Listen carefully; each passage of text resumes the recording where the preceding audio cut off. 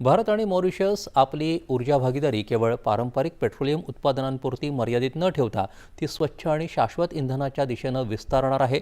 Petroleum आणि नैसर्गिक वायू मंत्री हरदीप सिंग पुरी यांनी आज या संदर्भात माहिती दिली. पेट्रोलियम उत्पादनांमधील विद्यमान भागीदारीच्या आधारावर दोन्ही देशांमधील ऊर्जा सहकार्य आता भविष्यातील ऊर्जा सुरक्षा आणि स्वच्छ इंधनांवर अधिक केंद्रित असेल, असं त्यांनी सांगितलं.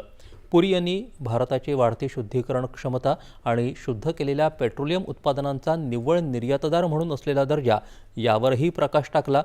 भारताची ही शुद्धीकरण क्षमता भागीदारी देशांची ऊर्जा सुरक्षा सुनिश्चित करण्यात देशाला अधिक मोठी भूमिका बजावायला सक्षम करते.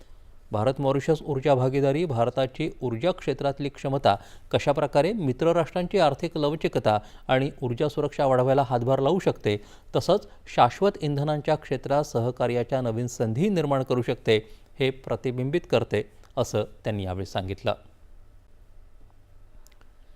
भारतीय खलाशी